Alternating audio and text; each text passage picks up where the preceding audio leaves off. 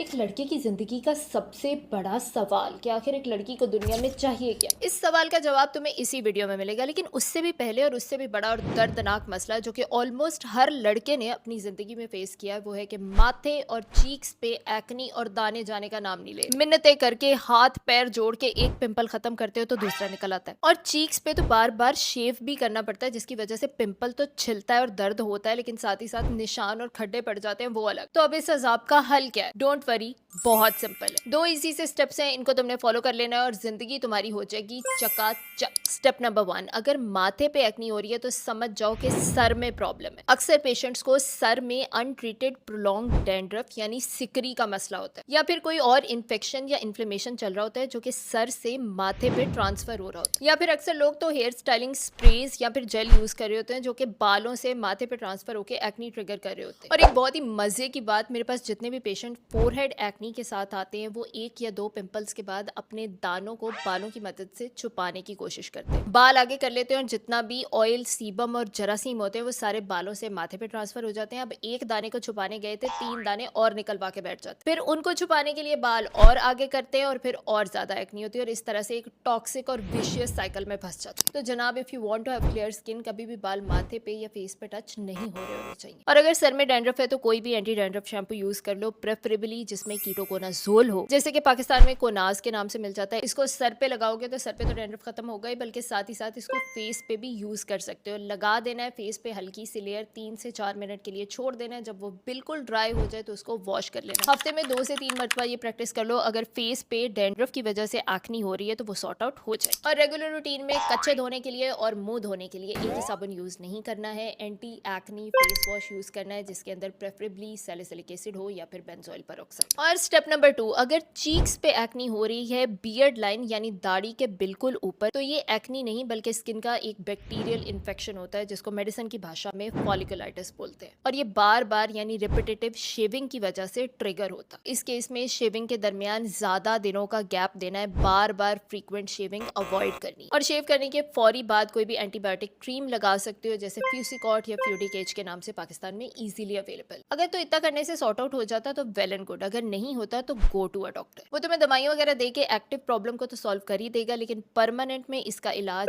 Laser hair removal के साथ ही मुमकिन है। बियर्ड लाइन रीशेपिंग लेजर बोलते हैं इसको, यानी दाढ़ी के ऊपर चीक्स पे आने वाले जितने भी अनवांटेड बाल होते हैं, लेजर हेयर रिमूवल की मदद से उनको कंप्लीटली खत्म कर दिया जाता है। 6 to 8 सेशंस लगते हैं और वहां पे बाल आना ही बंद हो जाते हैं। जब बाल नहीं आएंगे तो शेव नहीं करना पड़ेगा, शेव नहीं करना पड़ेगा तो फॉलिकुलाइटिस और एक्नी भी नहीं होगा, यानी मसला जड़ से ही खत्म। और अब रही बात इस सवाल की कि आखिर औरत को दुनिया